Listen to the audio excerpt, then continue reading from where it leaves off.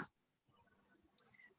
I would like to welcome everyone and to say we are from Sydney. We are in the land of Gamaragal people and would like to acknowledge their elders past and present. As of 4 p.m. today, some of you may be aware that Sydney has entered another lockdown.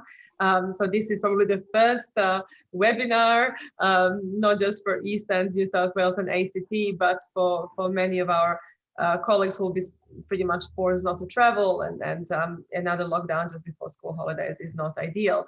However, I would like to thank everyone for participating and for coming to listen to this webinar. As I mentioned, this is the first webinar for ESAANZ New South Wales ACT, and this is because of a number of reasons. We established the New South Wales ACT branch during COVID, and a lot of our events were postponed and had to be cancelled. So this should be first in a series of events on European politics, defense and security in a wider sense. And ESAANZ as an association is actually celebrating its 30th birthday this year. And we are hoping to have a joint conference with the Australasian Association for Communist and Post-Communist Studies later on in November. So this is a good kickoff to the discussion. And we also have an apology. Dr. Elizabeth Buchanan from Deakin had an unfortunate event and she was unable to join us. So I will be assuming the role of moderator, and this required me to change slightly my presentation. So before jumping into discussion of key events, I wanted to introduce our speakers today. They don't just have flashy photos, but also a very solid biography. The first speaker today will be Dr. Remy Davidson, who holds the Jean Monnet Chair in Politics and in Economics. And in 2010, he was appointed as a UN global expert, which is an impressive record. And he is the former acting director and associate director of the Monash European and EU Center, visiting professor at the Robert Schuman Center at European University Institute in 2015. And he's frequently asked to deliver confidential briefings and expert evidence to Australian and overseas diplomats, international organizations, and parliamentary inquiries. In 2018, Dr. Davidson keynoted the Beijing conference of the Trilateral Cooperation Secretariat. He is also involved in so many other activities, and we are very fortunate to have him here today. He also lectures and teaches at Monash University and has quite a heavy teaching workload. Currently, he serves in community service on the Council of Optimizing Government Performance since 2011, so 10th anniversary of that. Since 2010, he's the global conflict expert of the United Nations in New York. He was in the past vice president of the Contemporary European Studies Association of Australia, and that was the association which was the mother association. Our current association has expanded into regional branches and New Zealand, and our current president is from New Zealand, so it's a truly regional association. Dr. Gorana Grgic is currently in Rome. She is at the NATO College in Rome, and she is a lecturer in US politics and foreign policy at the United States Studies Center, but she's jointly appointed with the Department of Government and International Relations at the University of Sydney. She has been affiliated with the center since 2011, so another 10th anniversary. She has taught undergraduate and postgraduate units in US politics and foreign policy, world politics, ethnic politics, international organization, and interdisciplinary studies at the University of Sydney. She has been recently awarded the 2018 FASS Teaching Excellence Award, and congratulations for that. In 2012, she was awarded the FASS Dean Citation for Excellence in Tutorials, and a year later, the Postgraduate Teaching Fellowship. Since 2016, she has been a visiting lecturer in US foreign policy at the University of Western Australia in conjunction with the Perth US-Asia Center. And the year later, she was a visiting scholar at the Harvard Minda Dergontsuk Center for European Studies. Her research interests include US foreign policy, transatlantic relations, conflict resolution, and democratization. She is also part of our branch of ESAANZ, New South Wales, and ACT. And one past success to also say that in the past, she worked for the UNDP in Croatia, but she was also journalist for SBS Radio in Sydney. a colleague from SBS. Dr. And Associate Professor Alexei Muraviev is the head of the Department of Social Sciences and Security Studies at Curtin University from Perth. So we truly have a regional representation here today with us. He is also a coordinator of the International Relations and National Security Programs and the founder and director of the Strategic Flashlight Forum on National Security and Strategy at Curtin. Dr. Muraviev is a multi-award winning strategic affairs analyst and a senior lecturer in national security and international relations at Curtin, published widely on matters of national and international security. And for 4 consecutive years, the Australian Research Council College of Experts had nominated him as an expert of international standing. He advises members of state and federal government on foreign policy and national security, as infrequently is interviewed by state, national, and international media. And I Googled my own biography. Dr. Nina Markovic-Kazi has been analyzing EU affairs since 2000. She has been lecturing and tutoring international relations and security at UNSW and Macquarie University. And before joining academia, she was confidentially advising members and senators of the Australian Parliament and speech writing for presiding officers, members and senators of the Federal Parliament and committees. She's the chair of ESAANZ New South Wales ACT, but also board member of the Australasian Association for Communist and Post-Communist Studies and former vice president of AIIA ACT branch.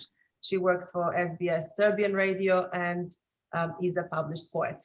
So that's all from me now. I would briefly like to provide an overview of the 3 summits which we are discussing, and I'm hoping to now share screen with you. If the host can please enable screen sharing.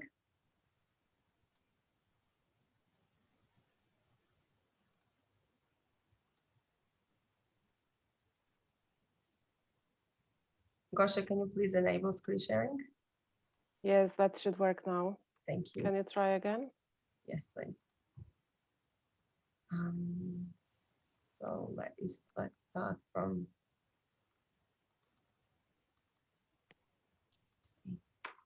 beginning. So these are our speakers today. So why are these summits important? Let's see firstly what they are. And there was actually a couple of other summits in between, which we will definitely touch upon. So we had this proliferation of summits in early June this year. A G7 summit took place first from the 11th to 13th of June in England. In a seaside resort, Australia was invited as a guest alongside 2 other states, and this is the 47th summit of G7. It has changed its name historically. It was G6, G8, and now it's known as G7.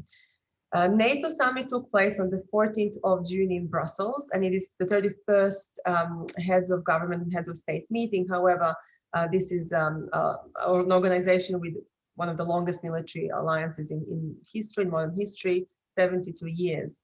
At this occasion, Turkey and the US held a bilateral summit as well, and this was very much discussed in the media. There were a lot of expectations from this summit, and I will particularly focus on that briefly towards the end of my presentation. There was also a US-EU summit, which was conducted in Brussels the day after, on the 15th of June, and there are very interesting outcomes from this meeting. Yep. Can we hear? In Geneva, US President Biden met with Vladimir Putin, and this was also a very well publicized summit. Geneva was chosen for multiple reasons, and this was held on the 16th of June. It's very interesting to look at media commentary following this summit. You have body language experts, you have all sorts of experts commenting on this summit. However, a lot of the content is still not publicly available. So the question is, to what extent did we have sort of closed door diplomacy, and to what extent we are aware of what's happening in the public domain? But why should we care? For Australia, it is very important to follow these summits, not just to assess our foreign relations and diplomacy and position ourselves, but it is also a case study of great power politics. And we're living in these historical moments, global pandemic, almost halt of many globalization attempts. So really, these in-person summits are really a unique opportunity today for members of these associations to meet the heads of state and the heads of governments. For everybody interested in US foreign policy, this was an attempt of US President Biden to return to so-called predictability in US-Russian relations, and we will leave it to our presenters to talk more later on. For the US-EU summit on the 15th of June, it was also a commitment to a renewed transatlantic partnership and a joint agenda for EU-US cooperation in this new era. But there were some concrete outcomes of this, and one of them, which I thought was interesting, is the establishment of the EU-US Trade and Technology Council. So a couple of new initiatives, and this is definitely something that has been overlooked in the mainstream media. For the G7, the UK was, of course, the host. They invited us, Australia, to participate. Their role is very complex and multifaceted and not always easy, given very difficult and outstanding issues in the UK and EU relations. And for Australia, this was a very significant moment with our Prime Minister announcing an FTA with the UK, which we have to stress is still in its negotiating stage. It's not, the negotiations have not finished, but it is a big deal for us. What is international summitry? Again, going back to the basic information, the summit diplomacy is the meeting of political leaders at the highest possible level, and this practice dates to the 19th century in the modern format. However, after the Second World War, it became a more common practice. There are some examples on your screen of important conferences, but in the post-Cold War era, in the Second World War era, a Soviet Union-US summit took place for the first time in 1955. This was the year during the Bandung conference in Indonesia, which also took place, which led to the establishment of the non-aligned movement. So a very big historical event. Vienna summit, of course, in 1961, conventional diplomatic relations. Then we had other various US, Soviet Union meetings, which led to SALT I and later on SALT II negotiations and outcomes. So this is the reason why we study summitry, to see what are the emerging and main trends. A couple of notes on the US-Turkey relations, which in my view is an overlooked aspect of the NATO summit. Turkish relationship with the United States has been difficult over the past decade. In June 2021, so only in early June, so only a couple of weeks ago, we had kind of inflammatory statements by the Turkish defense minister, who said that the greatest challenge with those bilateral relations are not the Russian missiles, but the US support for Kurdish fighters in Syria. There were a lot of, I guess, inflammatory comments traded between the US and Turkey in the lead up to this summit. However, both sides have decided to have a so-called business type of relationship, and Turkey in particular would like to get US assistance on a number of issues, amongst which is the exploration of new resources in the Eastern Mediterranean, especially given the new US-EU chapter in diplomatic relations. For US President Biden, on the fringes of the NATO summit, meeting with Erdogan was his first bilateral meeting. He met with Erdogan in 2016 when he was the Vice President of the United States to ease Erdogan's suspicions about accusations about potential so-called US involvement in the coup. So what happened in 2016? Ankara was bombed for the first time in 600 years, and this time by domestic elements who were trying to stage a coup and oust President Erdogan. There are many other issues linked to this event, such as the presence of Fethullah Gulen, who is in the US. He's US-based, he's a cleric, Turkish cleric, and Erdogan accuses him of instigating this coup. However, the US is not giving in on this issue, and both sides are committed to dialogue. Turkey is also the second largest military in NATO and the 14th largest in the world, according to global military power. When they acquired in 2017 the Russian missile defense system called S-400, which is meant to be quite advanced and superior in many ways to the alternatives. This rattled many feathers in Washington, leading eventually, several years later, to the suspension of Turkey from the US-based multinational F-35 project, which is the most important defense project according to the US sources. Why this took place? Well, NATO members, including the US, many of them argue that Turkey cannot sit on two chairs. It cannot have the Russian missile defense system and be part of the largest multinational sort of NATO-based project, but US, mainly US-based.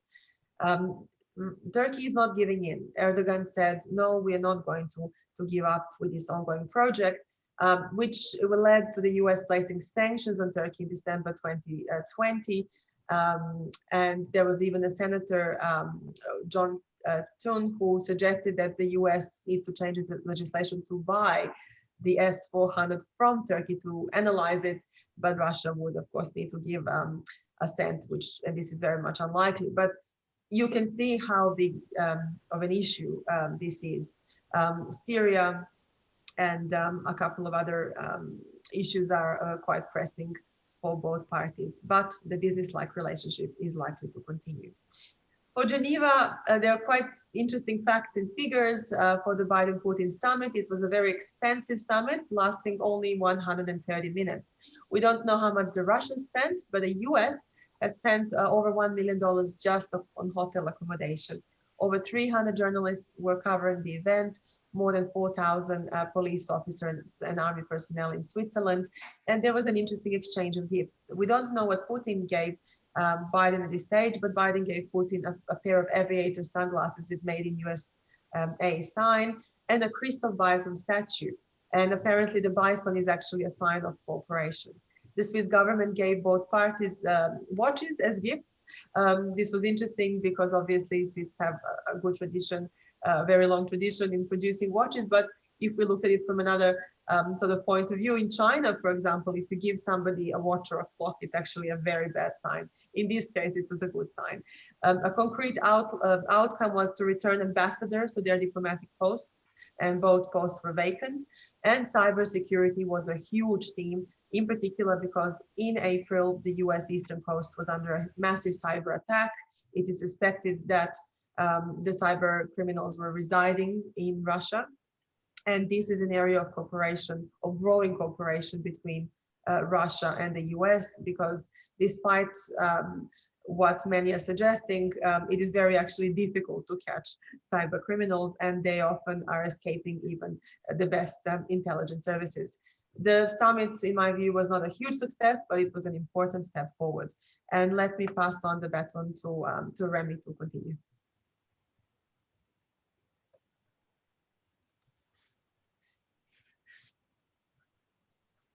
Thanks very much, Nina, and thanks very much to everyone for coming today. I hope you're safe wherever you are, especially if you're in Sydney at the moment. And also thanks to ESAANZ for hosting this today. So I thought I might start off, as Nina did, by talking about the summits in general and in order. But just to begin with the G7 I think operates much better without Russia. Because less than 12 months ago, many of you will recall that Trump called for the readmission of Moscow into the G7, G8. That was in June last year, so not very long ago. And he was still telling Putin in June last year he would push for Russian membership and readmission. And Trump was only blocked by Britain and Canada at the time. And as recently as August last year, Trump was still pressing for Russia's readmission. So he hadn't taken no for an answer at the previous G7. Now, if Trump had had his way, or if he'd still been in power, the G7 would not be able to articulate its criticism of China. It wouldn't be able to articulate its support for a free and open Indo-Pacific, I should say, and its identification of Beijing as a strategic competitor. So none of those things would be possible with Russia inside the G8. Now, the other thing that, the important thing that came out of the G7, of course, was the first, I guess, unified attempt to develop a rival to the Belt and Road initiative of the Chinese government, which has been around for a few years now. And this goes under the title of the Build Back Better World, or the B3W for short. And at the moment, when we look at it from Beijing's perspective, the BRI has spent approximately 200 billion US dollars. Now, of course, a lot of these are loans as well. And I was actually talking to Nina about this a few days ago. And in fact, there was an interesting documentary on Chinese investment in Serbia, for example, and the idea that a lot of Chinese investment in its Belt and Road through its various banks, such as the China Import-Export Bank, the AIIB, and so on, that China is in fact building multiple Silk Roads, maritime routes. The Arctic Silk Road is a more recent one from 2018, and beginning to expand its regional dominance and competing with the United States for global hegemony. So this is the G7 response to all this, the response to China's so-called Pearl Harbors or string of pearls strategy throughout the globe. Now, the other thing that was significant is that the G7 now replicates the stance that many Western security documents, defense and foreign policy documents from the United States, from the EU now, from Australia, of course, as well, since our foreign policy white paper came out in 2017, of identifying China as a strategic competitor to the West. Now, some media reported this as the G7 and NATO calling China a strategic threat, but they didn't actually say that. They identified Beijing as a strategic competitor, a little bit more diplomatic. So what kinds of responses does the Build Back Better World or B3W provide? Well, it's very much up in the air at the moment. We haven't seen the detail. We don't see the specific commitments, but what we will see, or we do know, is that billions upon billions of dollars will be spent in order to rival China. Going back to the Belt and Road, which set this all off a bit more than half a decade ago, the fact that the Asian Development Bank, which is headed by Japan, of course, identified about a 40 trillion infrastructure shortfall in Asian infrastructure, set the ball rolling on this. Now, it's important, though, to remember that despite the fact that China has been spending and lending a lot of money here, its development banks often miss their own targets. The AIIB, the New Development Bank, that's the BRICS Bank as it's better known, have oft been touted as institutions which rival the Western Washington consensus of the World Bank and the International Monetary Fund. But banks like the AIIB do not even lend a fraction of what the Asian Development Bank does, let alone the World Bank. So as far as putting up the dollars in the development banks are concerned, China falls short on that score. It's been much more successful through the BRI, which of course the AIIB is involved with as well. We've also seen a number of initiatives like the Blue Dot Network, which is the certification of projects, so it's functional. And to give credit where it's due, it was actually under the Trump administration, or Congress under the Trump administration, when the United States passed the Build Act a couple of years ago. I think it's about 3 years ago now. I think it was 2018, which actually provided the legislative basis for the United States to get involved in international development projects, using the various institutions of the United States, like the US Aid Agency and so on, but also to encourage private sector investment in overseas development and infrastructure projects. And this, of course, involves Australia as well, DFAT's finance arm, the Japanese ODA, as well as the United States, of course. But the important thing about announcing it at the G7 is that we're more likely to see a coordinated effort within the G7. And we've already seen, I'm not sure if it's been announced yet, but that Mario Draghi has been much more skeptical, of course, about Italy's radical membership of the BRI and may be set to depart if he hasn't announced it already. So we're likely to see much more investment, a lot more coordination by the G7. And when the G7 does function cooperatively, it functions quite well. If we think of things going back to 1990 and the Financial Action Task Force, which still works to act against countering terrorist finance and anti-money laundering legislation, which has been replicated throughout the world, it can be very effective in this respect. So we can see that the G7 initiative broadens the infrastructure investment beyond just the United States, Japan, and Australia, and makes the B3W a G7 project. And it's also true, of course, as we've found with last year with the EU's own initiative, with the recovery fund, that Western pension insurance funds are looking for quality fixed income asset investments as well. Now, predictably, of course, the B3W has been criticised by Beijing. Beijing called it bloc politics, that is, quote, doomed to fail. That's what the Chinese Foreign Ministry said.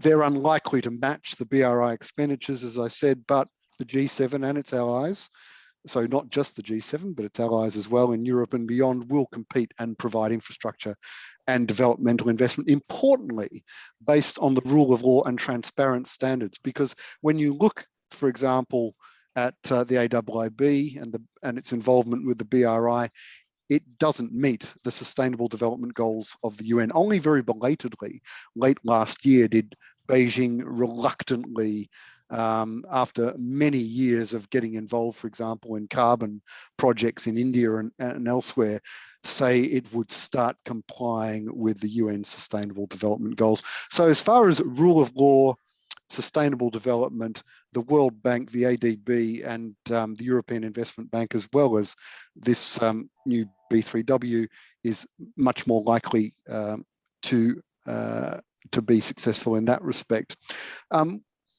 One other thing at the G7, of course, that Nina touched on, Australia was invited. It was really an announceable, so that Boris Johnson and Scott Morrison could announce not a finalised Australia-UK free trade agreement. Australia, of course, is much more interested in and much more involved in NATO through its global partnership and its quadrilateral and trilateral dialogues, two trilateral dialogues, the one with Japan and India, but also the more recent one with Australia, France, and India. Do you want me to keep going, Nina, by the way? Do you want me to move on, or do you want to go to somebody else? No, please finish your presentation until the end. That's fine. Okay, I'll keep talking. And if there's a gale that's just blown up here, so if the tree behind me falls over, this might end a little bit early. If we move to NATO now, again, quite recently we saw the Trump administration and Trump himself declare that NATO was obsolete, demands for more spending by NATO allies to boost their spending to at least 2% of GDP. This is not new. Every defense secretary since the Clinton administration has demanded this of NATO. But what was significant, of course, is that Angela Merkel early on in Trump's administration came out and said that, well, we can no longer rely upon the United States as a security partner. Now, we can also expect that Biden is not going to be running Obama term 3 on NATO here, and that he's already shown, at least with his appointment of Kurt Campbell as the Assistant Secretary of Defense East Asia, that he's going to be very hawkish on certain aspects of foreign security policy. And he will be more hawkish, I think, on NATO than Obama. Obama's almost first action was to do the reset with Russia. Everybody will remember shortly after his election in 2009, but also that Obama almost instantly put European theater missile defense on ice. So he started off being regarded by some of his European allies, particularly Poland and the Czech Republic, as not being particularly reliable because he is willing to sacrifice European security for US security interests. And that was, of course, the signing of the New START agreement in 2010. Obama eventually put European theater missile defense on ice in 2013. Now, Biden was pretty upfront as well. He met with the Bucharest 9 East European states, which include the Baltics, and then he met with the Baltic leaders separately. He stated publicly that Russia and China were trying to drive a wedge into the transatlantic alliance, and the NATO Secretary General Jens Stoltenberg criticized China's, quote, coercive policies.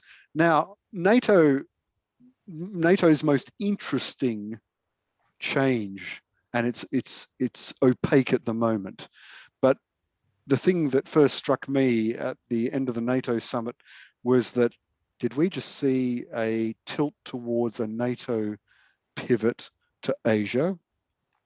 Now, what John Mearsheimer used to call the stopping power of water, of course, no longer applies when we're talking in particular about fifth dimensional warfare. But when we see that China increasingly encroaches upon transatlantic security, China is in Africa, China is in the Middle East, China is in the Arctic. So we're seeing the growth of security competition. Stoltenberg has previously emphasized that China is coming closer to Europe, and examples of this, just about 3 years ago in 2018, China declared itself a near Arctic power, released a Polar Silk Road strategy. You can imagine that Moscow was delighted at this, but to appease Moscow, Beijing has more recently suggested a joint Ice Silk Road linked to its BRI. It's a pity Elizabeth Buchanan couldn't be here today, because of course she's an expert on this area. Now, there's some interesting stuff happening in the Arctic, and I'm not an expert and I don't want to go on about it, but a couple of developments at least which involve NATO and the United States. And the first is that it was Trump, in fact, that lifted the ban on US oil and gas drilling in the Arctic in 2017. So that was important because it would enable, in particular, Alaskan companies, Alaskan-based companies, to compete with Russia and potentially China. But this month, Biden suspended all those drilling leases, at least for now. Now, under Biden, NATO has increased its presence in the Arctic with warships and submarine exercises in the region since mid-April. And this year, for the first time in over 30 years, US destroyers have entered the Barents Sea. And of course, at the same time, we've seen that Russia has been upping its conduct of air and submarine exercises in the Arctic. Very quickly on US-Russia, I don't think there was a lot on the agenda. It was clear that Biden handed over a list of red line cyber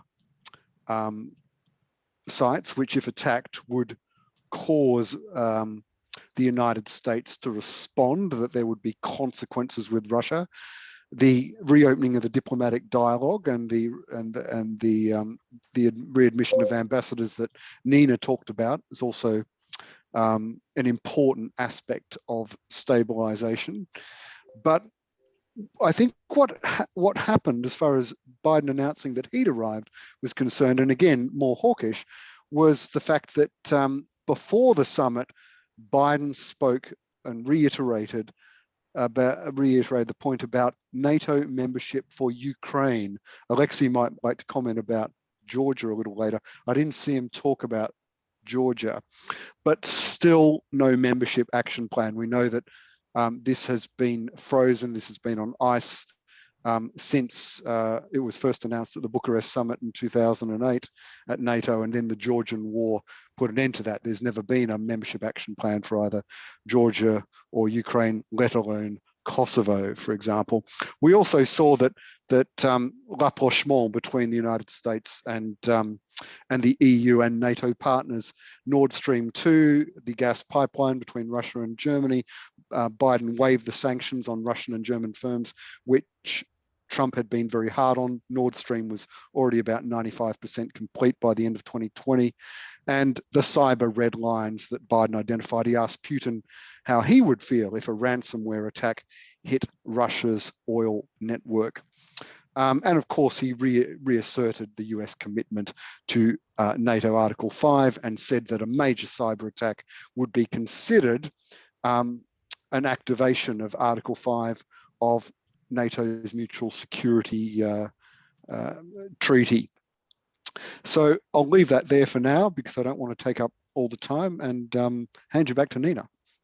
Thank you. For Australia, of course, we had our Australian meat company was hit with a major cyber attack with about 77,000 workers affected. At the end, the meat company actually had to pay a ransom money to get its systems back. So cyber threat is a very serious concern for Australia.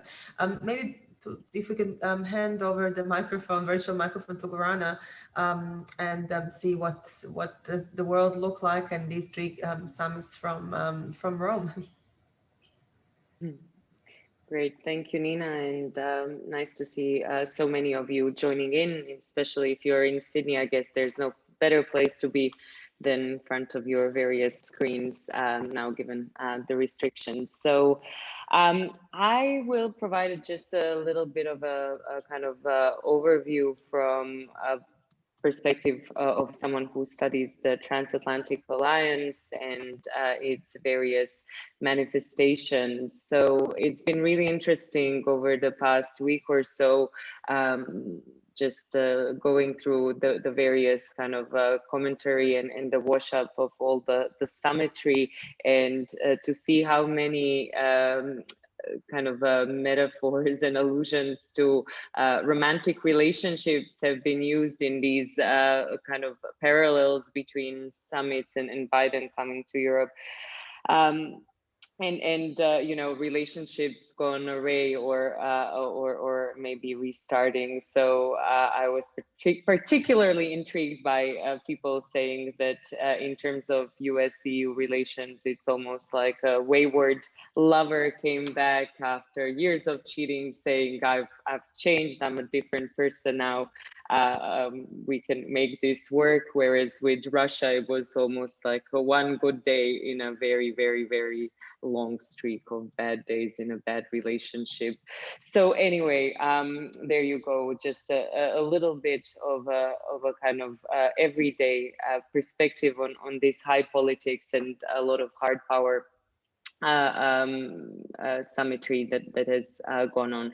I do want to just structure my remarks in the next couple of minutes around 4 basic points, and that's to kind of think about this whole beginning of June and Biden's visit to Europe in the context of what we could call a nascent Biden doctrine, and then to think about specifically the 3 big meetings, one in terms of the NATO alliance, the second US-EU, and finally the Biden-Putin meeting, the US-Russia relationship.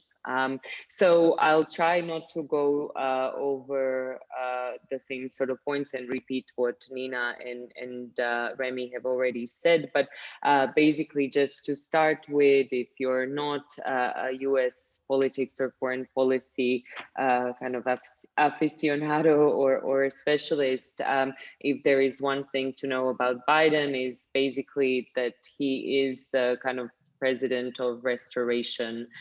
He really believes that American leadership has a role to play in organizing the world.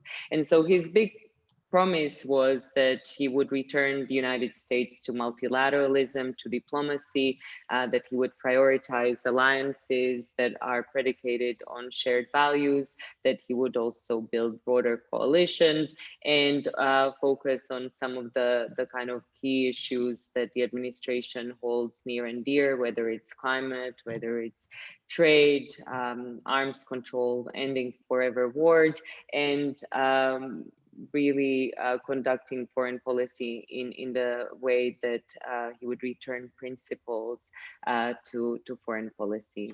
So kind of value-laden foreign policy approach. Whether he's kind of ticked off all of these items on his trip to Europe, I think we've seen a lot of that. We've seen certainly a kind of orgy of multilateralism, if you wish, and diplomacy. Definitely a kind of restart in alliance relations, especially in the context of NATO alliance and US-EU relations. And then some of these other more specific kind of issue items that have come up on the agenda have very much been there. Now, we've seen that just 5 months into President Biden's administration, the kind of diplomatic reset across the Atlantic has been really in full throttle mode.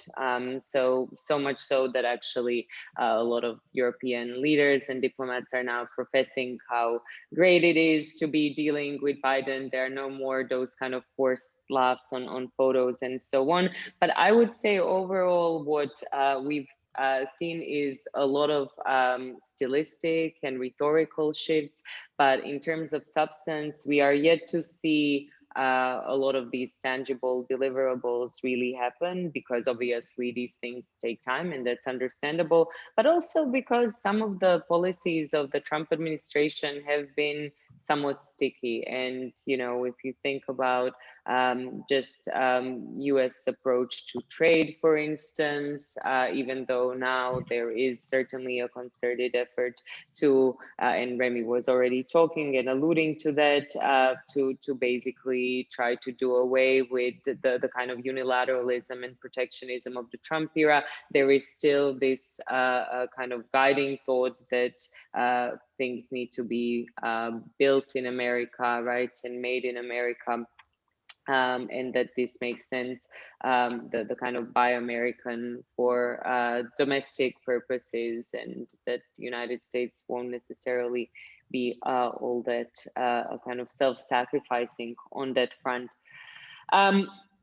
So when it comes to the kind of substantive issues in terms of the NATO summit that we've already heard about, there is this sense for sure that we are seeing NATO yet again reimagine its role and purpose for the years moving forward. Obviously, we know that the big initiative of NATO 2030 is underway, and that's basically going to lead to the new strategic concept. So moving from the era of NATO being concerned with some of these out of area operations and kind of challenges. Obviously, we know the last strategic concept was devised over a decade ago.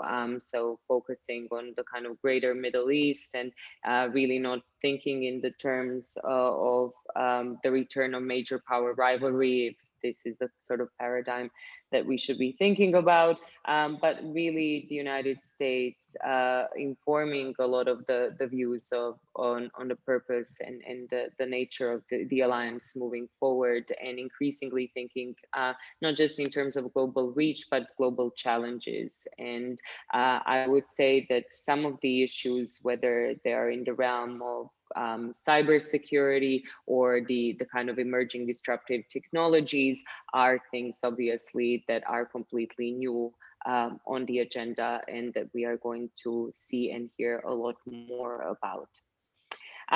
In terms of the specificities of the US-EU meeting, again, going back to that idea with the kind of mismatch between stylistic changes or rhetorical changes and substantive changes, I think that there is still a lot there that we will need to fill in the blanks on. Obviously, there is plenty there for the two sides to cooperate on, but there are big questions that loom for both sides in terms of finding areas of commonalities. So we do see these days a lot more overlap on managing relations with major powers, so with China, with Russia, maybe much more so than even 6 months ago when President Biden was in the kind of interregnum period of just waiting to be inaugurated,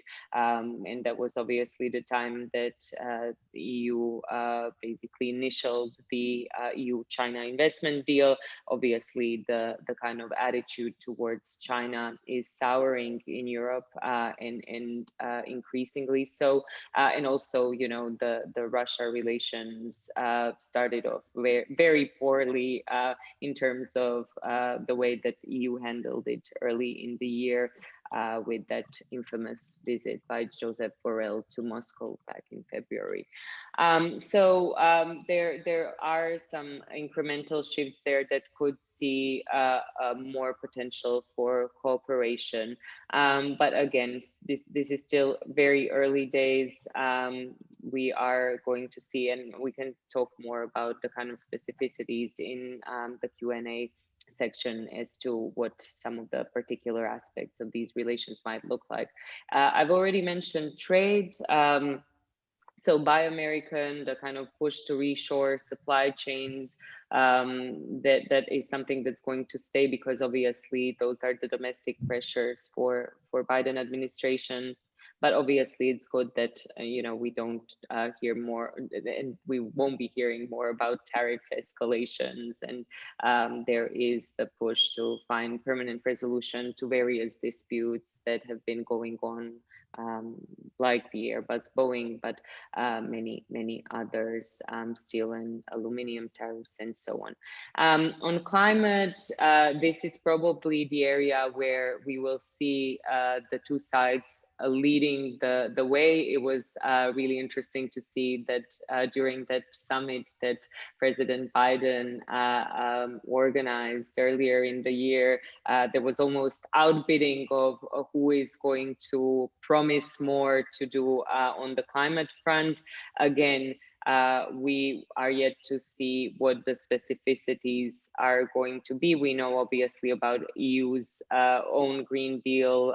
Biden is trying to kind of marry the climate agenda with the Build Back Better agenda. This is all part of the infamous infrastructure bill package that again depends on convincing those unconvinced within the moderate ranks of his own party in the Senate, namely Senators Sinema and Manchin. And finally, where we are seeing again the agenda setting, as I already preempted, on all things digital technology, cyber. This is actually an area where it seems that there is going to be a bit more work needed to bring the two sides together, simply because US and EU seem to approach this space from vastly different perspectives in terms of the regulation on high tech and the kind of cyberspace in general, due to various reasons, kind of regulatory to cultural. And finally, the last meeting, Nina already went into the whole inventory of the gifts that were exchanged. So we are yet to see whether President Putin will ever sport those aviators as he rides on his horse or whatever adventure he might be taking for a PR stunt. But certainly, I would say that the biggest sort of takeaway from that meeting is that while it wasn't a great triumph, it wasn't a travesty either. It didn't look anything like the Helsinki meeting that President Trump held back in 2018 with Vladimir Putin. The concrete things that came out mostly fall into the kind of basket of confidence building measures, whether it's the agreement to return the ambassadors to Moscow and Washington, or whether it's the kind of pledge to go ahead with strategic stability dialogue and to set certain issues on the agenda.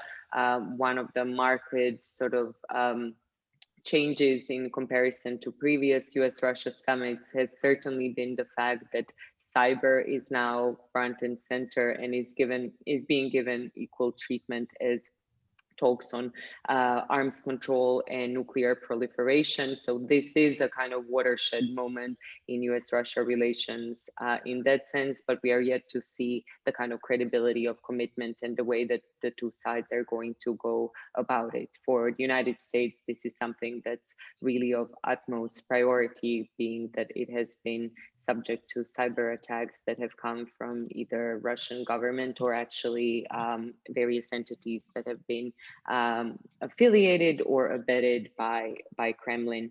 And for US, again, the kind of talk of human rights is staying on the table. This is where Biden is really showing the kind of values-laden foreign policy. I'm not going to talk about the Russian perspective because Alexei, I'm sure, is going to go into greater detail on that. But just in general, now is a kind of broader point, I think we need to understand that now Biden is the second consecutive US president to be adopting a kind of foreign policy paradigm of major power or great power relations. And Russia is in that mix, even though there is a differentiation, obviously, between China and Russia. But it seems that with this summit, the US understands that there is no alternative to talking. So if there is any sort of big takeaway, it's that the kind of they talked to talk more, and now the task ahead for the US will be how to actually compartmentalize different issues where US needs to work with Russia on various issues that relate to governing the global commons, on again cybersecurity, but also not letting Russia get away with things like cyber attacks or violations of international law. So all in all, I think I'll leave it there, and I look forward to further discussion during the Q&A section of our webinar. Thank you very much, Gorana. We will have Q&A session after Alexei's presentation, and it will be open to all. Passing on to Alexei now. Thanks very much, Nina, and thanks very much to fellow panelists. Well, given the fact that both Remy and Gorana covered so much ground, I just want to pick up on a couple of points, also mindful of time, and wanted to allow, obviously, our distinguished audience to fire away questions and having enough time to discuss them. So I just want to start where Gorana has finished, which is on Putin-Biden summit. And given the fact that Biden during the press conference nearly called Putin Trump, you know, it's not something that is uncommon, that happens still from time to time again. There are 2 points that I want to raise with regards to this summit. First of all, obviously, the significance of the summit with respect to Russia-US strategic relations. Despite the fact it only happened last week, and it's a bit premature to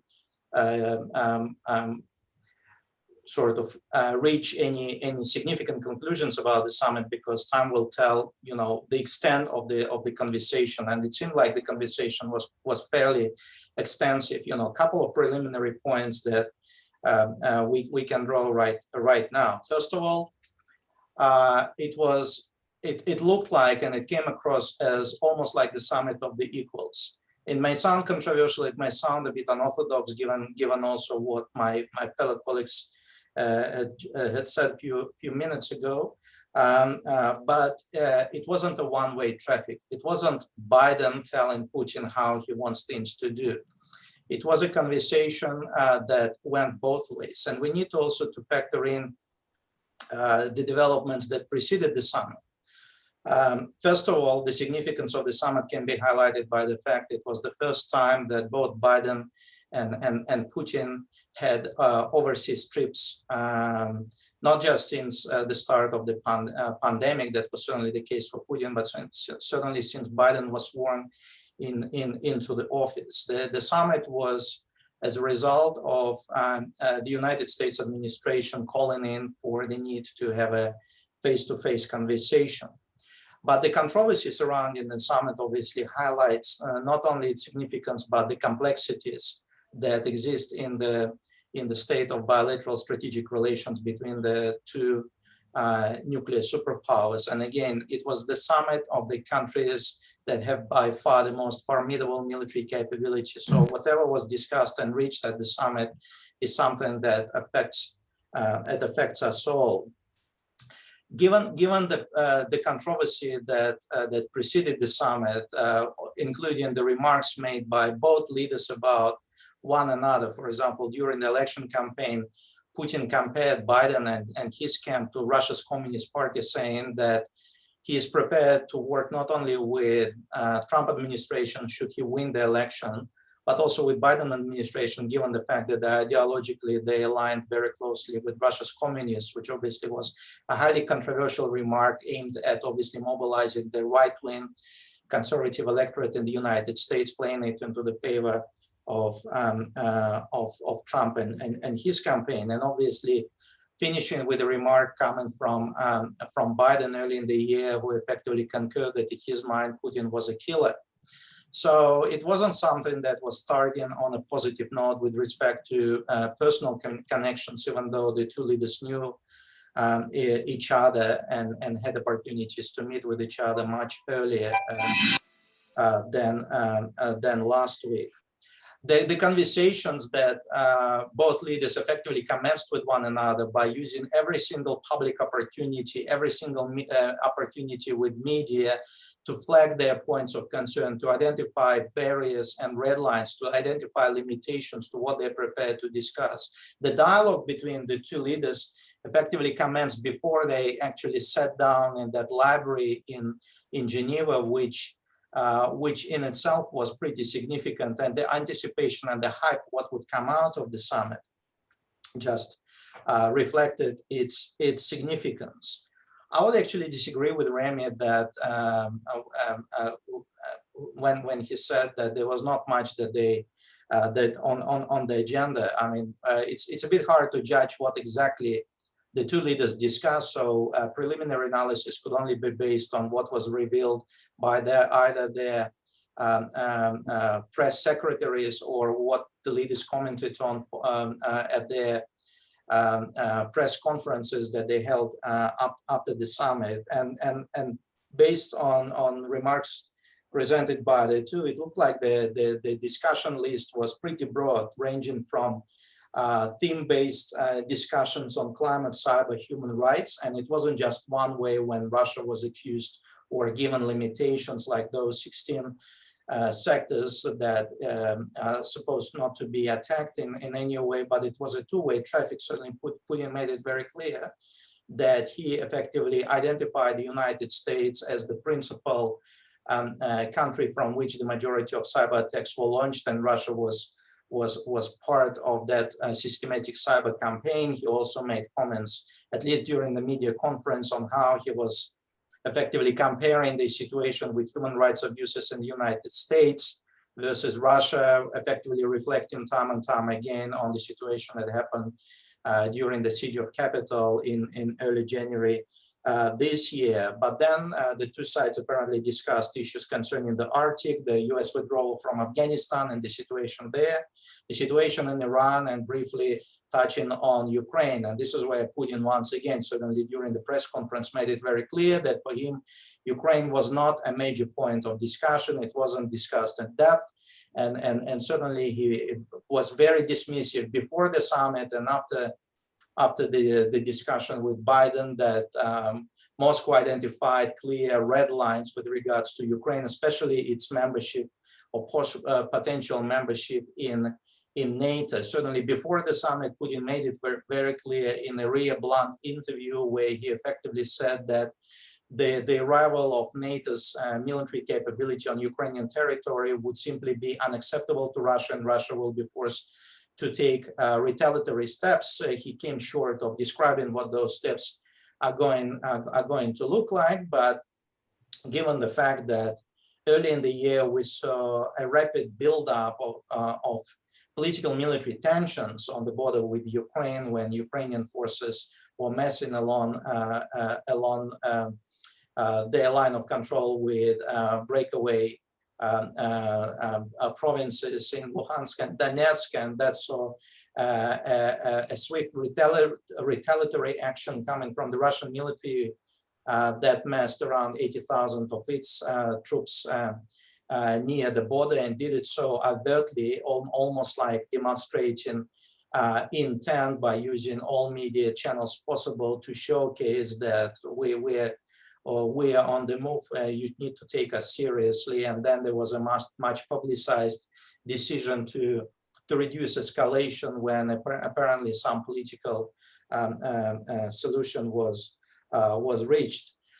Strategic arms control was obviously massive on the agenda, given the fact that the summit was effectively a culmination of this long and painful process of breaking every single possible strategic arms limitation treaty that the two countries worked very hard to sign on, starting with 1987 INF treaty, the threat of not extending the strategic arms limitation Mark III treaty, which was signed back in 2010, the withdrawal from Open Skies Agreement, effectively the legal a legal framework that allows monitoring of military activity over each other's national airspace, and obviously this uncontrollable confrontation that shaped up the state of Russia-US relations. And speaking of the later, I think the principal outcome that can be drawn from the summit is that confrontation that continues and will continue into the foreseeable future may be pushed into more organized form. A lines would be drawn, parameters would be established, and I think if that would be reached, and I think it can only be determined by follow-on work coming from the decision reached by the two leaders of the need to maintain the conversation, that could be regarded as success. So I would be very cautious in actually drawing any conclusions about how successful or unsuccessful, significant or insignificant this summit was. Certainly the fact that there were attempts to identify those red lines, whether they were the 16 sectors in the US that not supposed to come under any pressure in the cyber domain, or whether Russia's red lines with regards to Ukraine membership into NATO, or NATO activity on Russia's western flanks, or a division of sphere of influence in the Arctic. It's a bit hard to say, but at least the fact that they're returning the ambassadors back to their countries, and we need to remember it wasn't just the ambassadors that were withdrawn. There was significant cuts in embassy personnel. Plus, Russia also accuses the United States of seizing some of its diplomatic property in the US. So there is still a lot of debris that will have to be cleared. But there is one element that I think was something that perhaps, if it was discussed, it wasn't made public, and the two leaders spent just over 2 hours face to face, having only themselves and the interpreters in the room. So we yet to know what happened during that particular period, not during when pretty sizable delegations on both sides were sitting around the table and discussing a number of strategic matters. Syria was another point that was also discussed on the agenda. So the list of things that were discussed was pretty broad, and they managed to cover it, or at least cover the majority of those angles that I have identified within 3.5 hours of the combined conversations. But I think one point that, if it wasn't discussed directly between Biden and Putin, but certainly something that was looming very firmly in the background of the summit, and something that was also identified by both Remy and Garana, specifically with regards to G7 and NATO agenda, and that factor was China. One of the reasons, and that's a growing certainly points that a number of experts are making, and I'm certainly agreeing with that viewpoint, that certainly pushed the United States to have a conversation with Russia now. Again, the initiative for the summit came from the US. It came from Washington, not from Moscow. Was this growing concern about the future state of Russia-China relations. And obviously, I'm not planning to open this Pandora box, because we can have a standalone conversation about this topic alone. But certainly there is a lot of speculation. Where would this relationship go from now on. And given the fact that 2021 is an anniversary year, this year will mark the signing of the strategic partnership agreement between Moscow and Beijing. Whether that would culminate in the formation of some sort of a formal alliance, or as some experts in both Russia and China saying their relations now move beyond traditional alliance, meaning it's far more complex, far more deeper, far more long-lasting than traditional framework modus operandi, such as NATO, such as ESAANZ, such as other alliances, is yet to be seen. But clearly, given the state of confrontation between political military confrontation between Russia and the United States, Russia and NATO, Russia and Western Europe, and political military and economic competition that shapes up relations between China, the United States, and now the United States want to drag Europe into that fight economically, and certainly bring in NATO into Indo-Pacific realm, indicates that having confrontation with individual Russia or China will make it more manageable for the combined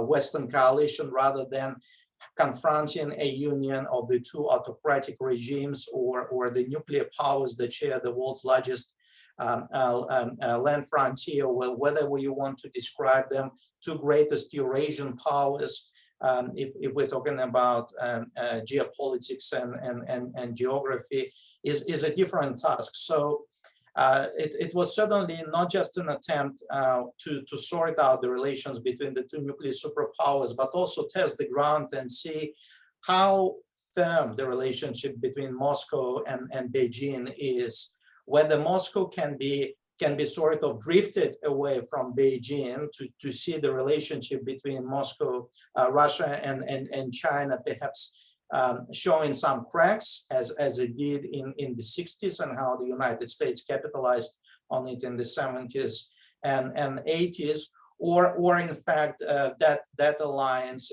or that strategic partnership in the near alliance form is actually something solid, and subsequently the West will need to come up with an effective alternative strategy. So I think whilst the discussion certainly in Geneva was more focused on Washington-Moscow relations and the whole array of problems that associated with them, it clearly had a very clear global agenda. It had an agenda that that is also very much fixed, not just on Middle East, Europe, the Arctic, but also on our part of the world.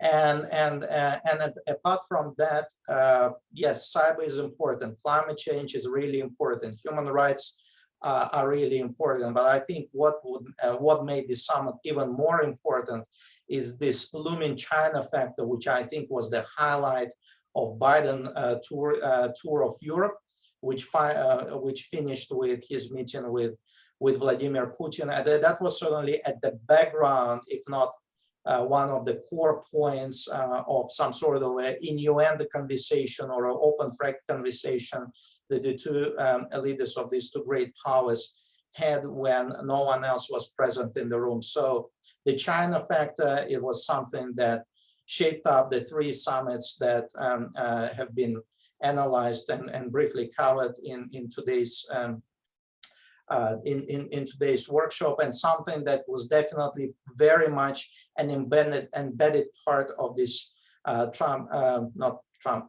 Biden-Putin meeting in Geneva. So what will come out of in terms of fallout and implications of that particular meeting, as well as implications of agendas that was discussed and agreed upon at G7 and as well as during a NATO meeting is yet to be determined. But I think if we need to watch for some or look for some indicators, definitely the strategic dialogue between Russia and the United States, where to now?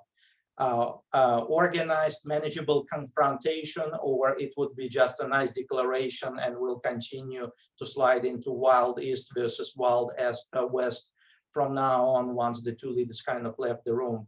And certainly what will happen with regards to the strategic balancing game against China, where Russia will fit into that, what Russia's role in place is going to be in that game, and having the West as part of the strategic trio that will be dancing the same strategic dance, having China as the centerpiece. So these are the questions that I'm sort of flagging here.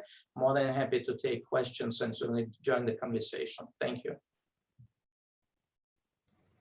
Thank you very much. Are we entering a more dangerous world, a more cooperative one? Well, if we look at the Lowy Institute's polling results, which was discussed this morning, 2,200 Australians were interviewed in March this year about what do they perceive as strategic threats and how do they view the US alliance. And actually 7 in 10 expressed confidence in the Joe Biden administration, almost 40% higher from previous support for Donald Trump, so huge jump.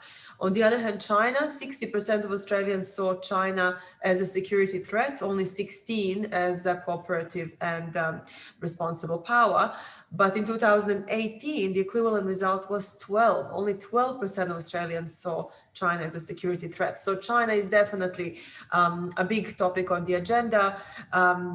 We will also need to address the question of I have to make this analogy. When Tony Abbott was Australian Prime Minister, he was famously quoted as saying that he will shirt front Putin. Some of the commentary before the Biden-Putin summit, to me, it seemed almost like that comment, especially on human rights and the case of Navalny and the Belarus recent drama with the forced downing of, well, forced, some people call it abduction of a dissident of an international, I guess, Ryanair flight, where the dissident was taken away after the Belarus military forced the plane to land on its route, was it to Berlin? Are we entering this shirt fronting in the sort of verbal sphere, or is it more going to be a strategic competition and possibly instability? Let's open the discussion to the audience. We have one question from Dr. Fengxi Wu, which asked Professor Muraviev whether Russia-China relationship was specifically discussed. Now, this is a difficult question to answer. Well, I was trying to give an answer during my opening remarks by simply saying, I don't know.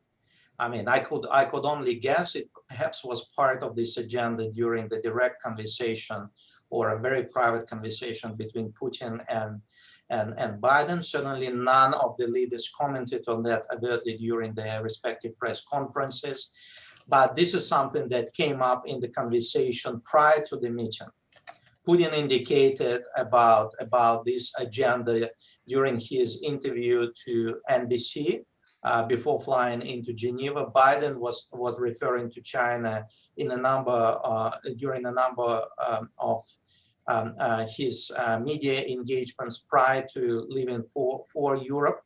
So clearly the China agenda is something that was looming really strongly, but if it was discussed, both sides decided to keep it private, keep it confidential.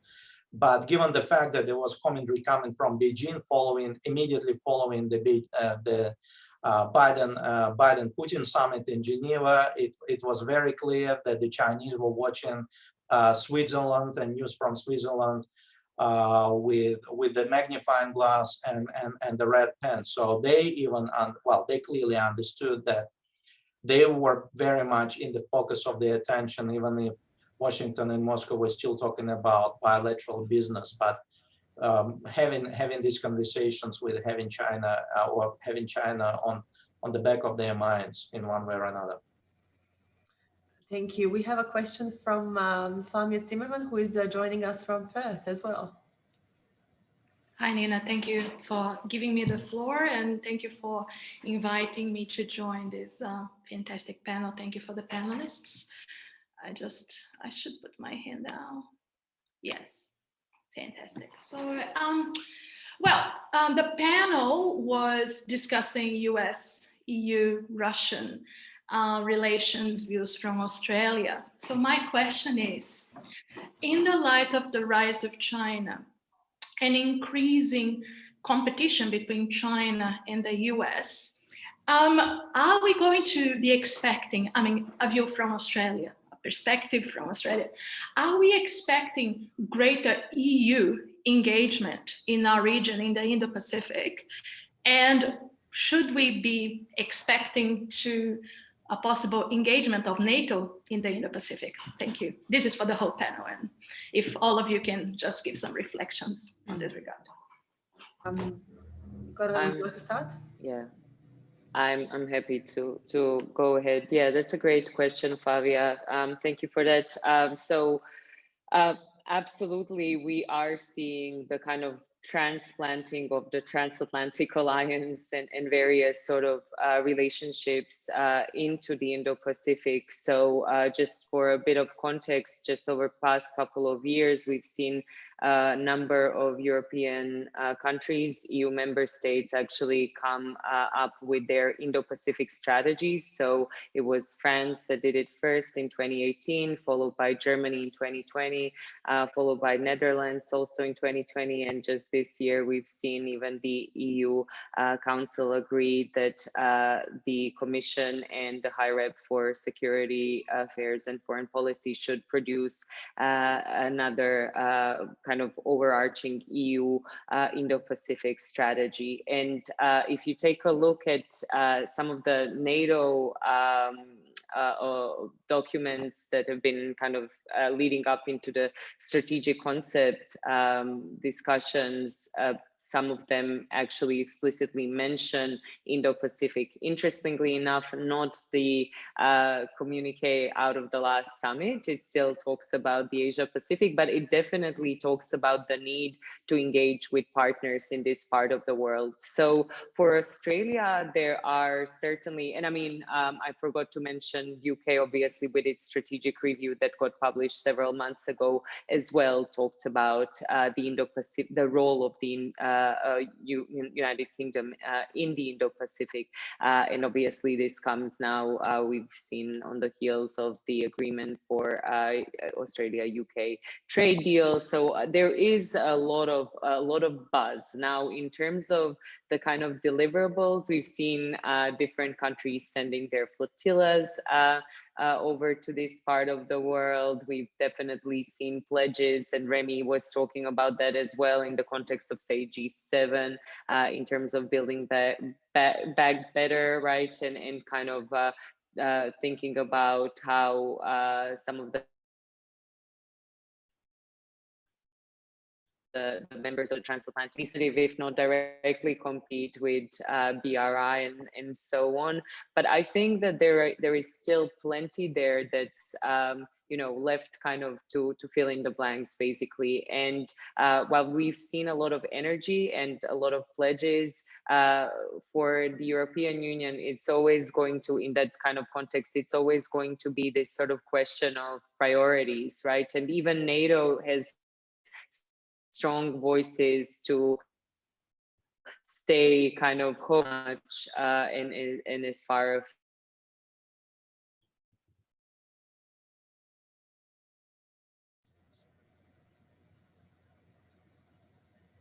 I think we're losing some of the connection there.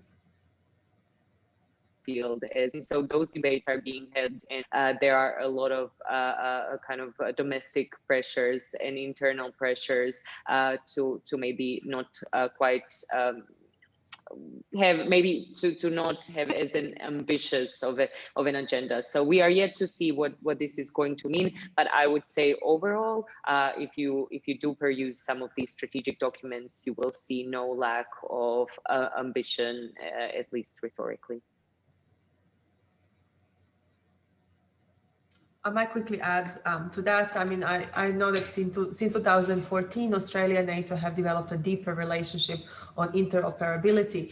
However, I don't recall anyone but sort of Kevin Rudd at Bucharest summit. So since that moment, we had a deeper engagement, but whether we will be specifically invited, especially now that Afghanistan has witnessed the withdrawal of international troops, what can Australia and NATO cooperate on? I think cybersecurity comes as a most important topic. And this is where there will be a deepening of dialogue and cooperation, I think, in the near future, if it's not happening right now. Does anyone else want to comment, Remy or Alex? I'll just jump in briefly, but Stoltenberg did address this in the context of China, and thanks very much for the question, Flavia. And he said that China's stated ambitions, assertive behavior, represent what everybody is calling now a systemic challenge to the rules-based international order. Now, Stoltenberg was also very careful to say that China is not an adversary, but he also said that NATO's strategy is to address the challenges. China already has the second biggest defense budget, the second biggest economy of a nation state, the biggest navy in terms of actual size, if not capabilities. And as I mentioned, well, the question was, is NATO making a pivot to the Indo-Pacific? And Stoltenberg did address this directly by saying, there is no way NATO will move into the South China Sea. But that doesn't mean NATO members won't move into the South China Sea. And indeed, as Gorana mentioned before, we've seen the presence of European navies conducting freedom of navigation phone ops exercises since the 2016 abrogation of the Permanent Court of Arbitration's ruling on South China Sea in mid-2016. So last month, we saw a French naval task force in the South China Sea, a British carrier strike force in the South China Sea, joined by Australia, Japan. We've seen the development of the quadrilateral dialogue of the Australia, India, Japan trilateral. And of course, most interesting is France's entry with Australia and India into a trilateral most recently. And this, of course, accords with the former Japanese Prime Minister Shinzo Abe's contention that you need the confluence of the two seas. You need to reach out to India. You need to reach out across the Pacific needs to reach out to India, and India needs to respond to the security and competition challenges that China presents. And the view from Canberra is the same as that of Tokyo. You cannot allow the South China Sea to become Lake Beijing, and you cannot allow the Indian Ocean to become the West China Sea. Thank you. Just one question on top of the question for the whole panel. Are we going to see greater, perhaps, intelligence cooperation between the EU and Australia, other countries in the Indo-Pacific, in the light of the rise of China and greater, competition between China and the US? If anyone could reflect on this question, please. I could perhaps start. I think on a strategic level, the dialogue has intensified. Australia, of course, it's part of the Five Eyes Agreement, and that is not likely to change. On the European Union side, there are many initiatives, but the European Union itself is not cohesive. There is no one intelligence service for the European Union. So this is the most sensitive national security area. And a positive example, however, is the recent cooperation between Australia and EU members and the United States FBI, which saw over 200 Australians arrested. And it was a software called Anon, so anonymous, I guess, and it was given to criminals and criminal networks worldwide. It was actually designed by FBI, and they made this telephone technology, and it was distributed to all major criminal networks and promoted as the most sophisticated software that is avoiding detection. And the 3-year operation led to the recent arrest of over 200 Australians and many more people worldwide. So that is an example of cooperation in the policing sense. So law enforcement cooperation. Obviously, intelligence is a great part of that. And that is one recent example. Thank you, Nina. Thank you. Does anyone else want to add on this particular point? Well, I mean, I can say a couple of points. Hi, Flavia. Look, I mean, the intelligence cooperation, as Nina said, is a highly sensitive area. What would probably likely to happen is intensification of select dialogue at the bilateral level, and it may involve security consultations, but there would be, I would imagine, there would be some limitations in terms of information sharing, at what level this sharing is going to take place.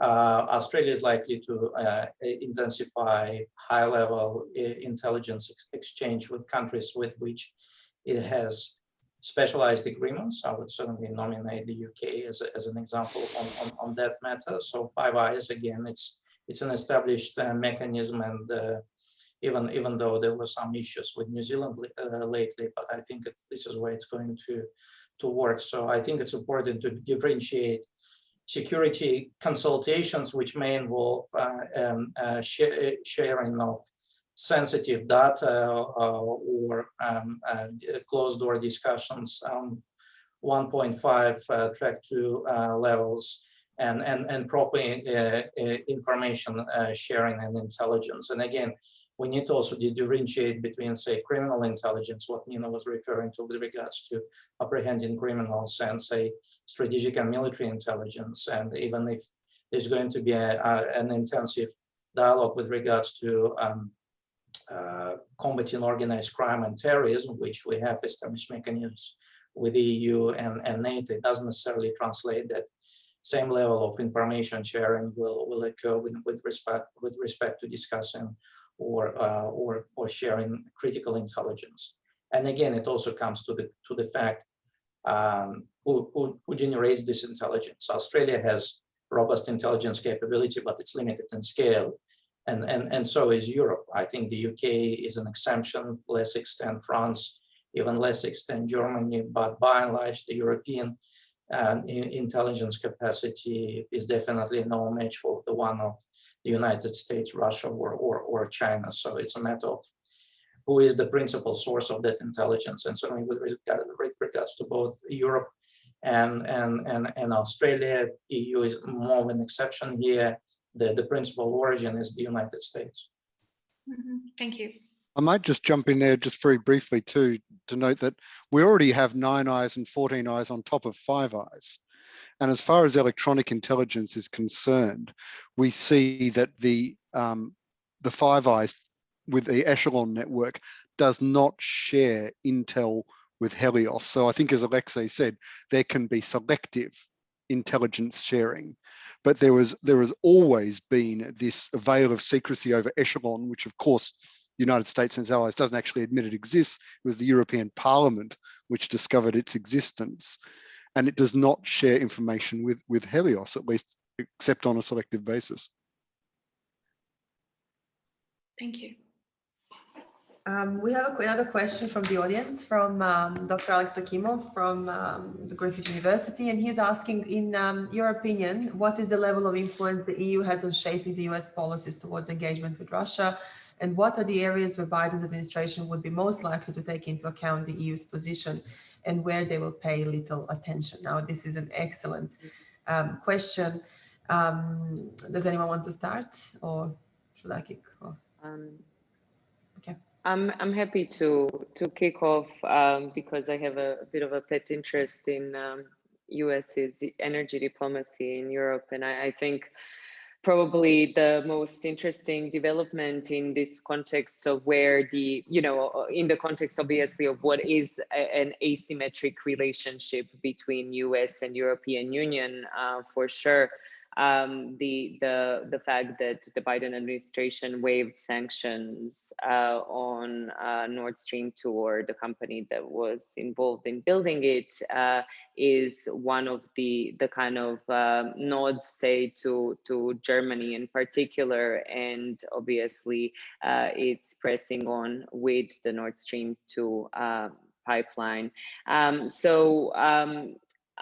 This kind of puts it in the sort of bigger context of what have been some of the kind of tests and kind of irritants in US-EU relations over the past decade or so. And we really tend to think always, kind of the pre-Trump era is somewhat of a golden age, that there weren't any sort of issues. But if we think about the kind of stance towards some of these kind of more touchy issues in not just in terms of the relations with Russia kind of being brought in, but in general, some of the daylight that has appeared between the two sides of the Atlantic.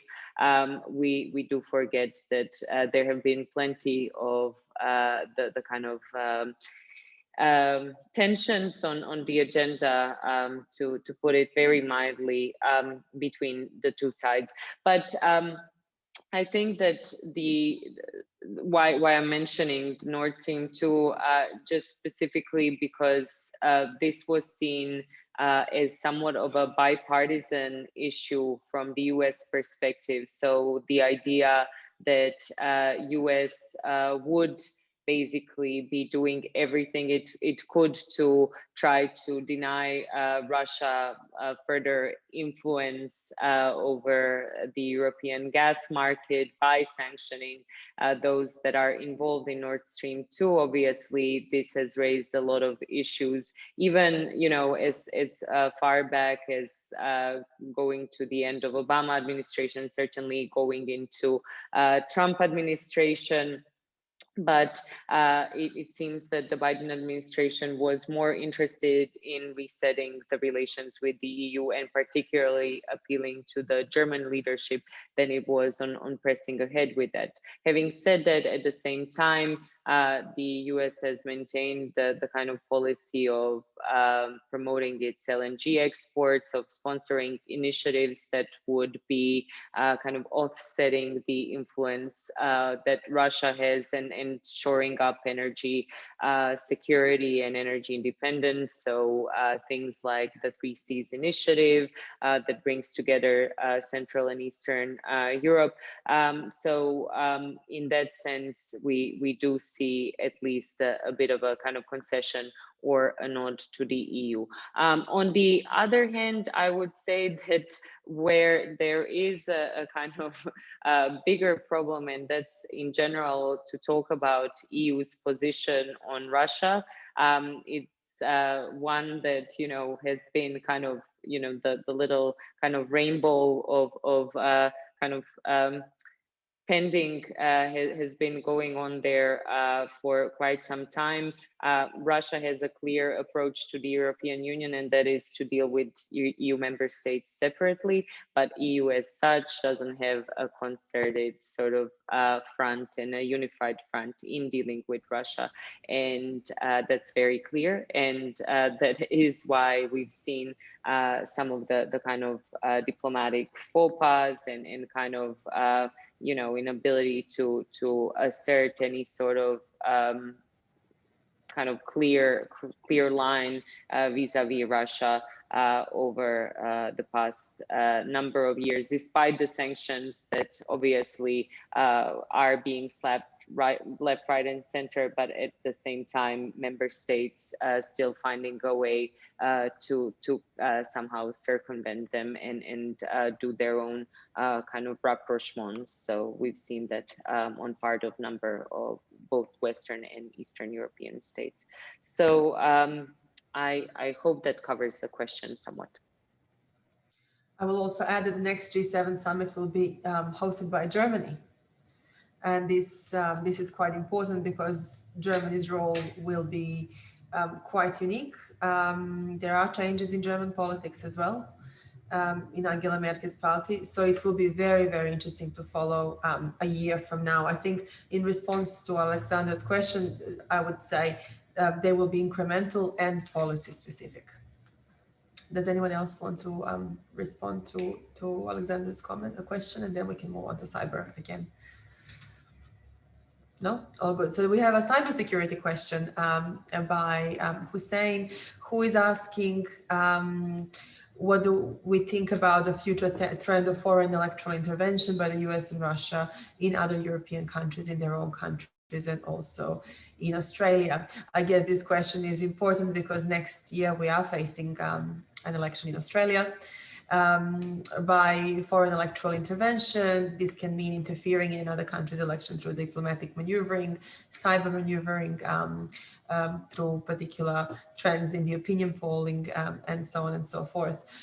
It is possible. I think it falls within the domain of cybersecurity, and even cyber attacks. And when we talk about Russia's, again, I would like to highlight Russia's role in this cybersphere it's actually unclear. Russia itself arrested some cyber criminals earlier in the year, but their law on cybersecurity is very new. It's actually only 3 years old. So I think for this to stop, Russia's domestic policymaking needs to be more cohesive on this front. And it's far from the fact that Putin can, wave a magic wand. It's actually very complicated and a region-specific issue. It goes into a lot of areas. So I don't see any particular change within the next year on this front. Not sure if anyone else wants to comment on electoral intervention and meddling. I think oh, sorry. Well, I just wanted to make a brief follow-up to Nina's remarks. I mean, if we are to believe that Russia was regularly interfering in during the election and other situations in Europe, and so far no undisputed evidence has been provided, and this is something Putin actually highlighted during his press conference in Geneva, when he effectively rebuffed any claims about, whether Russia will continue to engage in cyber offensive or interference with respect to the US situation. He effectively said, well, we haven't been given any evidence. Show us the evidence, give us something to work with. So in a situation of this ambiguity that obviously Russia benefits from, and deniable plausibility, which allows the Russians, if the Russian government, if they're really behind this systematic campaign to get away with, I agree with, why would they change their pattern of behavior? The only thing that may alter their course, if there's going to be any progress made with respect to their strategic dialogue with the United States.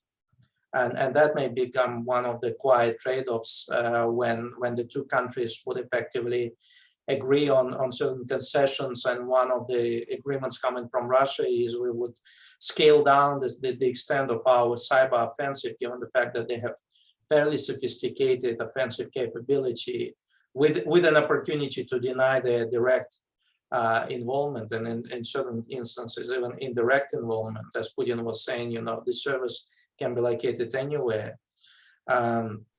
I think I don't really see any appetite for a change in the behavior.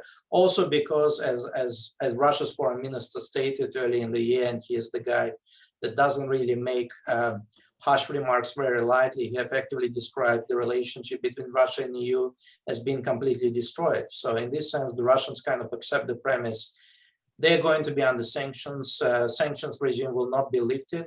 The relationships with Western European countries and with the United States are so bad. Why bother trying to restrain ourselves? So there has actually been a pattern in Russia by effectively saying we should lift any limitations on our behavior, on our actions, and grab as much as we can, because the worst is already here. And anything worse than that is a direct confrontation with the West, which is unlikely to happen. So time will tell whether certainly the Russian factor will continue to play any role in European affairs. I cannot speak for the United States. Well, just to jump in there, I mean, Alexei, the Russian government has plausible deniability about poisoning people as well. And I don't think that Joe Biden would raise the 16 cyber areas without having reasonable suspicions, reasonable evidence at his disposal, which we don't see, of course, that Russia is responsible for at least some of the attacks.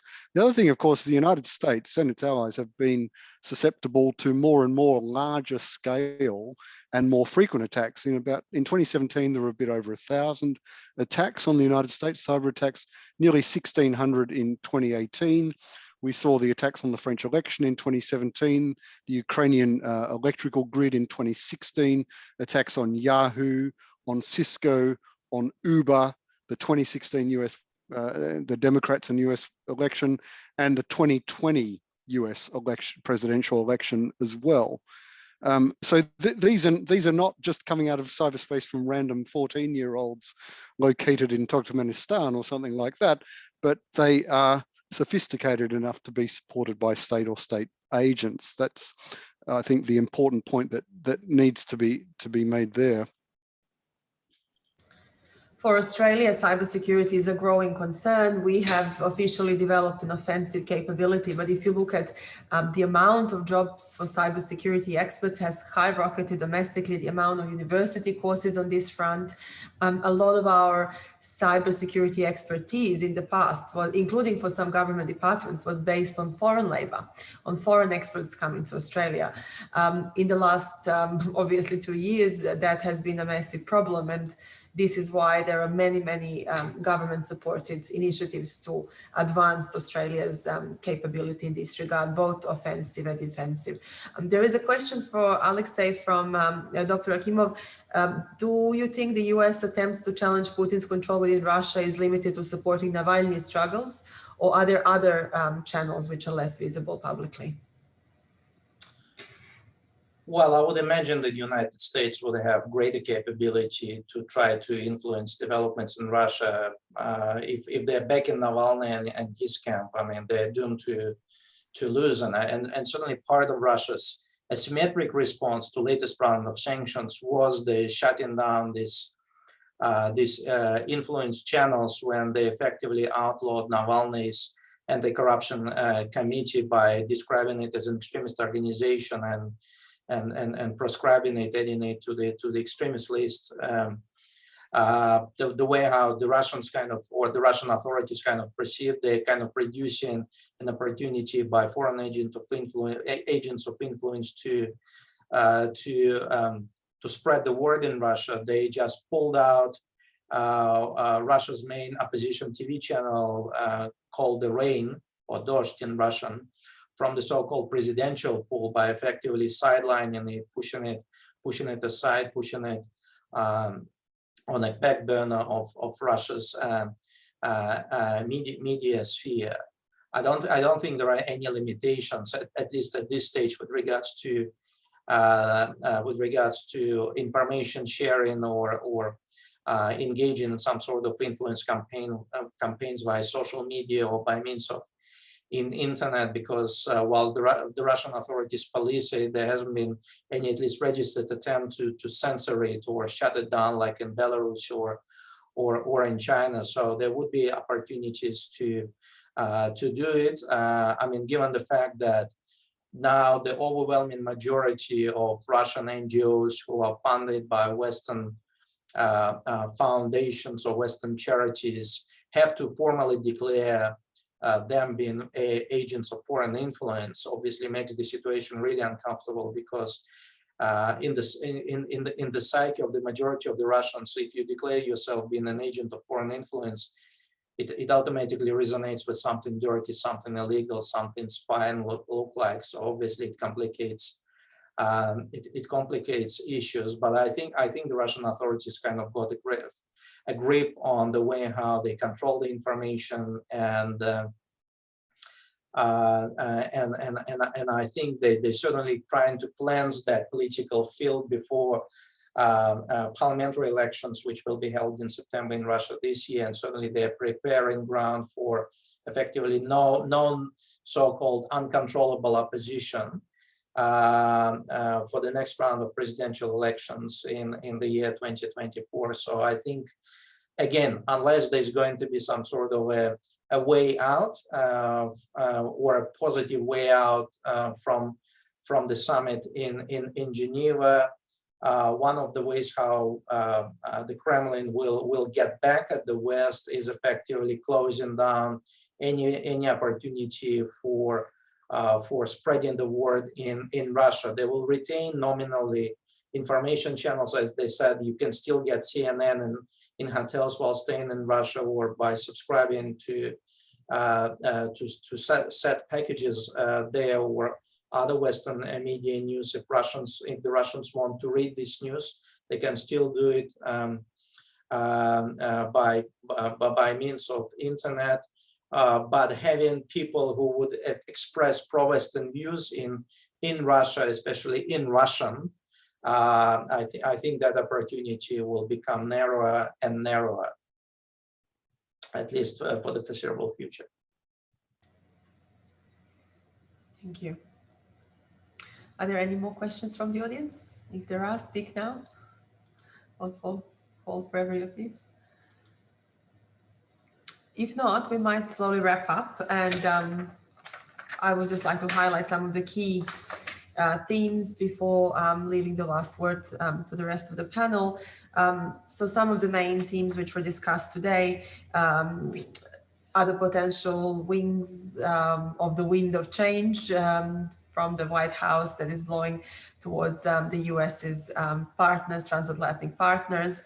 Australia obviously has a very interesting role to play in the broader sphere of things on this front, especially after Brexit, whether this will make a sort of realignment of interests and focus them more within that, whether there will be grouping within the Five Eyes intelligence sharing, like a smaller grouping between Australia, the UK and the US remains to be seen. We also talked about the growth of security competition globally and reimagining NATO after 2030 with a new concept. Climate change was discussed as an area of cooperation between the US and its European partners, human rights, and multiple Silk Roads and maritime channels by China. We didn't much discuss the responses to that, such as the new Building Better World initiative by the US president, which was supported by his European allies. However, the details are missing, so that was a concrete proposal. I will leave it up to everybody else to make a final remark, and yes, thank you everybody for listening to our discussion today. So would Remy like to start? Let me and Alexei, and then we can finish with Gorana. Look, I mean, the only point I just want to make is I would like to hope that last week's summit would mark a beginning of the new chapter, not just in bilateral relations between Moscow and Washington, but in the ongoing East-West strategic dialogue, and once again reinforcing the point that China was looming firmly at the background of that summit, but it may not become, I think, as Gorana indicated, another Helsinki or a milestone summit. It may just become a short window of opportunity, which may be closed simply because, despite the will of the two leaders, the systems and the level of collateral damage that's already been done may be simply too great, and the systems may be too immobile to exercise any change. I think one of the fundamental issues that certainly cloud the relations, not just between Russia and the West, but I think broader East-West strategic relations, is the state of complete mistrust that I didn't even see, I mean, during the final years of the Cold War that I recall, but even understanding the history of the Cold War confrontation, the level of mistrust that exists right now in the relations between great powers is incomparable to that period. And I think that represents one of the key stopping points in having any complex or frustrating, whatever the level of any of this dialogue that is required to happen between powers with not just vast nuclear arsenals, but with capabilities to effectively destroy this planet time and time again.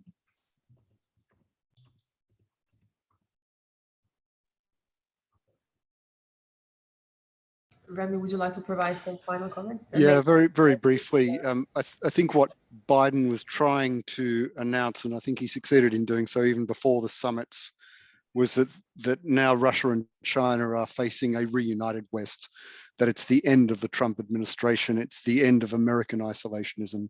And as Gorana mentioned, there's a deliberate attempt to bring the West back to a multilateral and unified stance.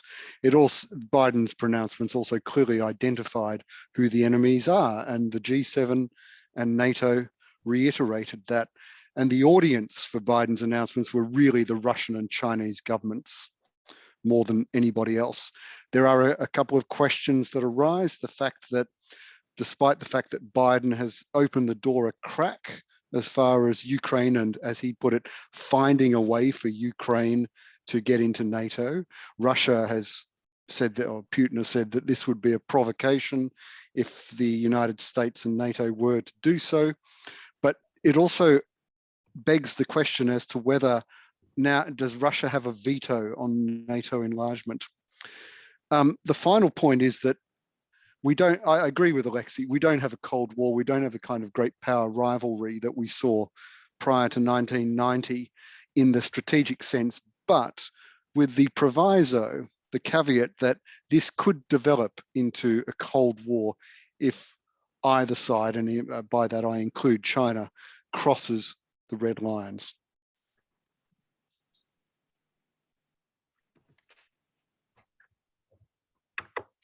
And 3 sentences from me then, and I would wholeheartedly endorse everything that Alexei and Remy have been saying throughout the webinar, and especially now just these concluding remarks from just the perspective of foreign policy analysis. If we look at the 3rd level, the system is changing. We are in this sort of messy middle, right, where we are going towards some sort of era of multipolarity with a very dominant kind of bipolar axis. And this is a kind of space that now the United States needs to, again, I'm speaking from this perspective as someone who researches US politics and foreign policy, that it needs to find a kind of comfortable position, because obviously that unipolar moment and era is one that is very much bygone, but the question looms over how it navigates the emerging multipolarity. From the perspective of 2nd level, I would emphasize and underscore what Alexei has said, that there are domestic constraints on what the individual can do. So in the United States, we really have to keep an eye and constantly remind ourselves of the various pressures that are coming from the various other parts of the government, specifically where the president will be constrained in the looming midterm elections that will be coming up just in a year and a half, a bit less than that actually. And then to come back to the individual level, where we see these various leaders kind of propelling different sort of initiatives, and you know, we are seeing great change on the European continent. Obviously, we'll have Merkel gone by the end of the year. We have French elections that are looming. So those are some of the things to keep an eye on that will no doubt have a lot of implications for the future of transatlantic relations, US-Russia relations, EU-Russia relations, and broader kind of major power relations. And thank you all for being such an attentive audience and staying with us for 2 hours. You have definitely made our jobs a bit easier and more motivating. Thank you, everyone. This has been recorded, and we will try to share it with all participants and possibly wider once it becomes available. Thank you for coming. See you for our next event. Thanks, everyone. Thanks, Nina. See you, Grana. See you, Alexei. Thanks, so bye. Have a good evening.